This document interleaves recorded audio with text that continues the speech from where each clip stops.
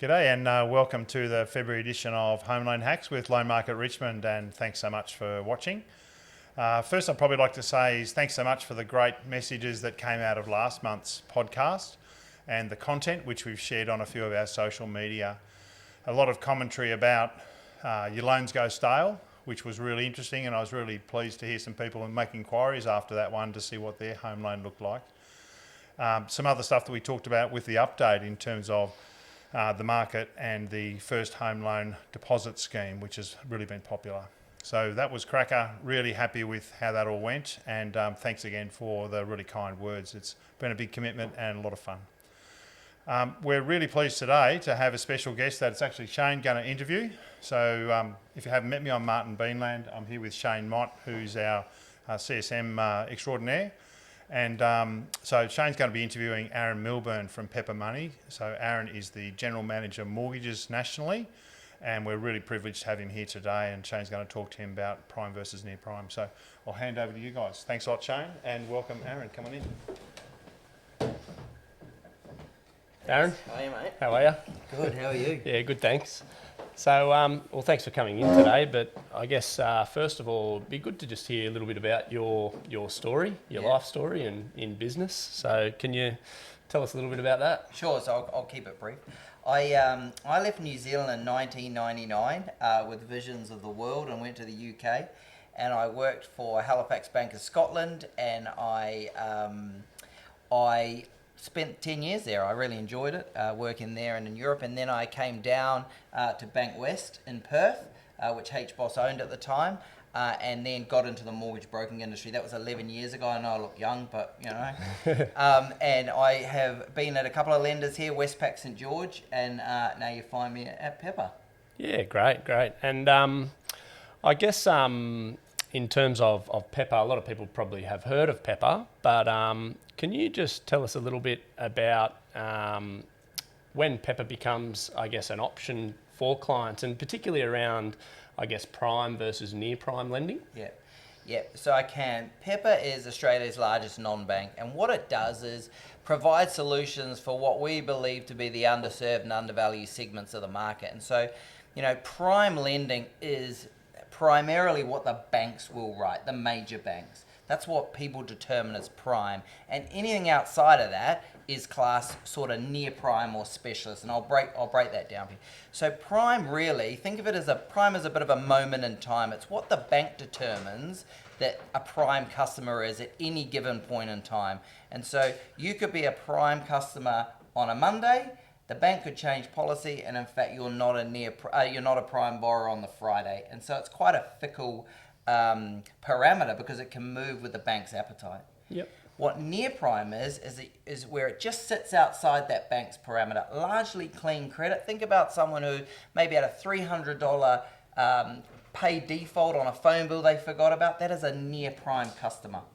And then we cater for specialist customers that have had some life events. So think of those as families where someone's lost their job, it's all got a bit crazy for a while, there's been some credit cards taken out, personal loans taken out, it's all got on top of people, and they really just want that opportunity to get back on track. And that's where we come in and help as well.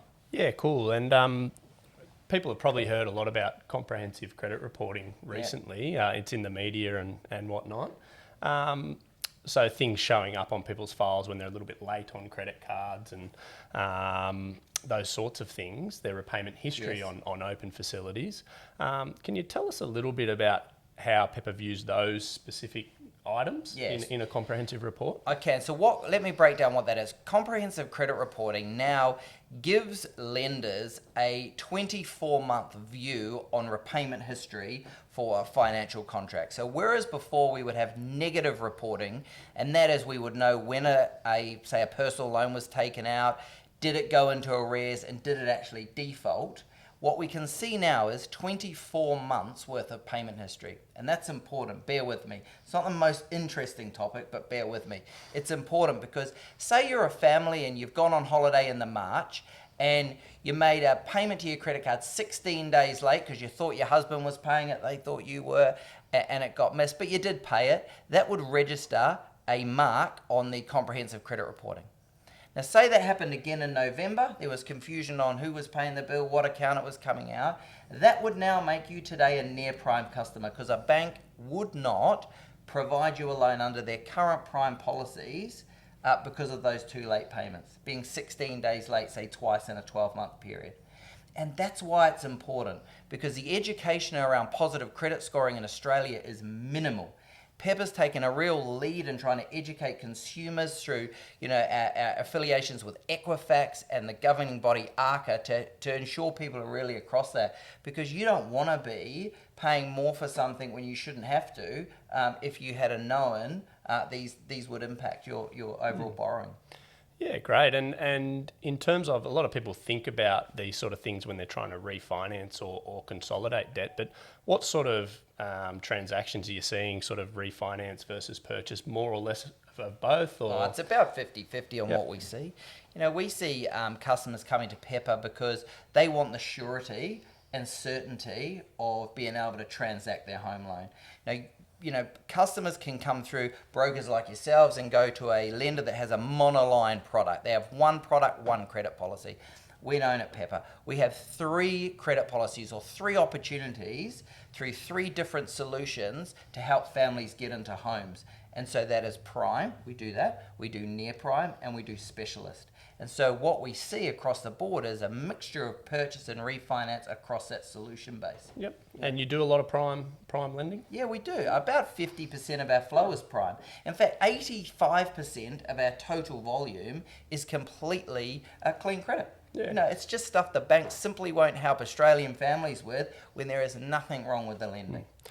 Excellent. Well, just changing topic a little bit, but in terms of brokers in general, something we ask all guests is what can customers expect from a great broker? So what do you see as a good broker? Oh, I see a good broker as someone who's educated.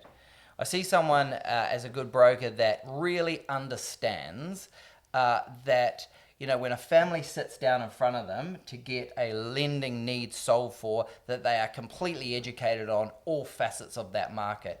Because, a customer's trusting someone to make their dreams come true.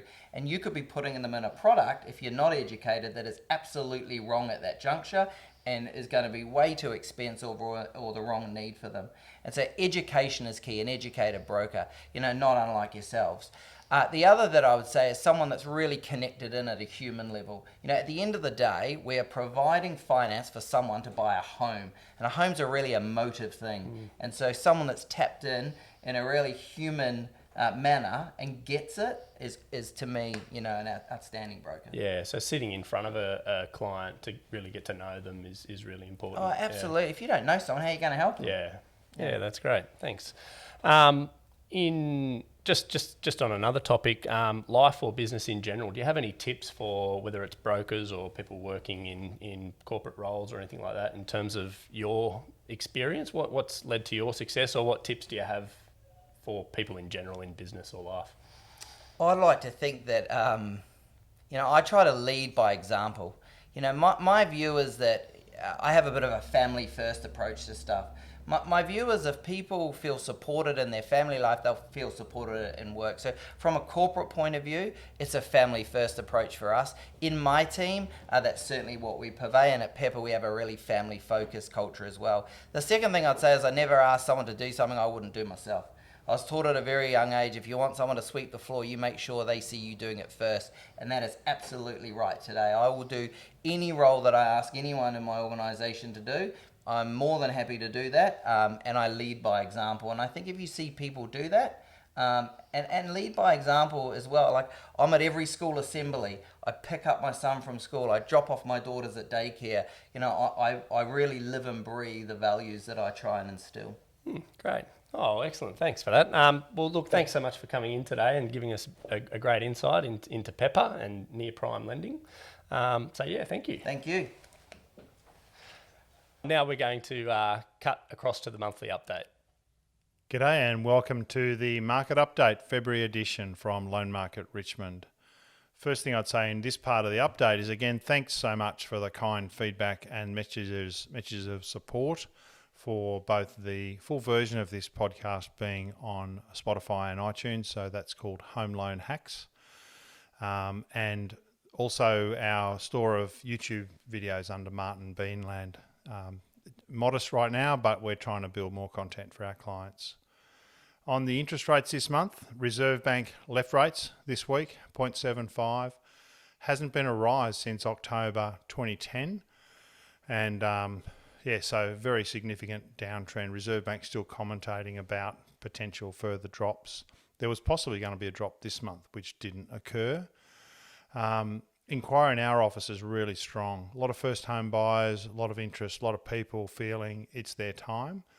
A lot of commentary in the market about property price increases this year, potentially 10 to 15%. And we're already seeing that locally in our area with agents telling me they're seeing price increases even over the last 2 or 3 months.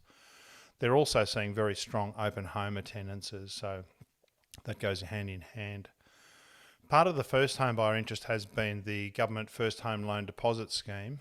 That came and went to a point, very strongly subscribed, and there's now wait lists and the like. So, yeah, that was very, very quick that run. Every financial year, there's 10,000 eligibilities.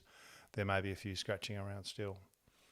The topic of this month on the full version of the podcast, which will come out mid-month, is near prime credit. So really happy today to have Aaron Milburn with us. He's from Pepper Money. He's the National General Manager Mortgages. So really cool to hear about when does a prime loan at a major lender or prime lender become near prime? How many credit cards, how many defaults, how many late payments, how many facilities would lead to needing a different type of solution.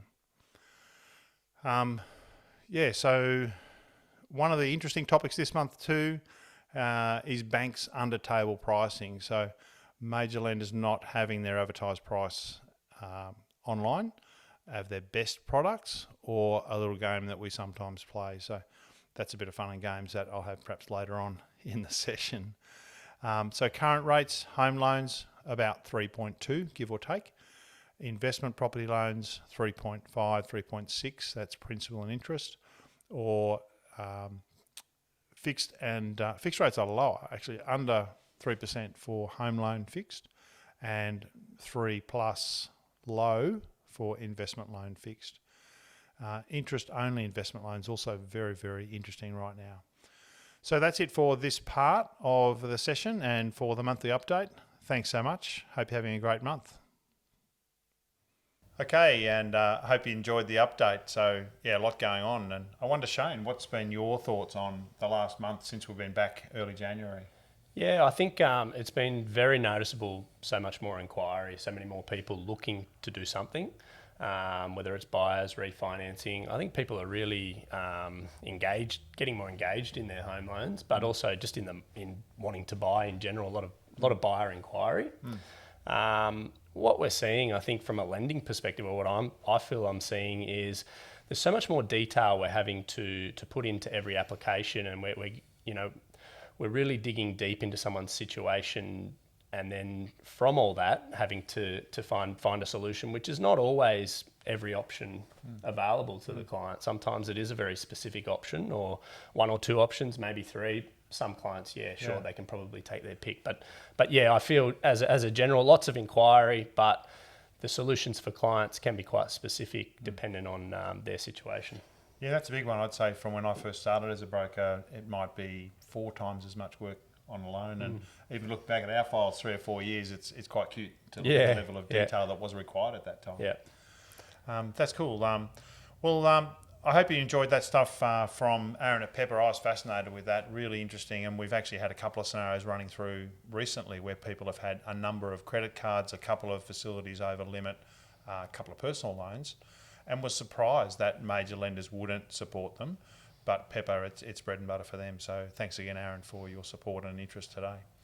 The last topic of the day, which is a little bit of a peeve of mine or a rant, it's not really a rant, but a conversation around a curiosity is, did you know you couldn't find on any website the major lenders' best pricing? It's a bit of a funny game where most of their best products or their professional package products, you do need to submit pricing requests. So we do that prior to submitting loans and show clients the options. And that pricing is a bit of a funny game because you can ask for too much, you can ask for too little. You put your pricing request in, you'll get a here's your answer. And then you can seek escalation or challenge that through the normal process. You might get another 0.1 for the client. But then you might get a wink and a nudge from the BDM that says, well, why don't you just talk about the real good under table stuff? And there's perhaps a bit more there. So it's a bit of an interesting game, and you really want to be sure that your broker's in that game and knows how to handle that. And we're very comfortable in that space and love helping our clients. So that's pretty much it for this month. Thanks again for listening in. It's really exciting to us to produce this. And you can find it, you're either seeing this on Spotify or iTunes or other podcast sites listening to, or for those of you that don't know, the biggest place I'm putting content is on YouTube under the channel Martin Beanland. If you look at the programs there, there's like the monthlies, the hacks, the full podcast. I'll start one for the rants. That wasn't much of a rant, was it? But anyhow, so thanks again for joining in. Really excited to be sharing this with you. Have a great month, and thanks again from Loan Market Richmond. Thank you.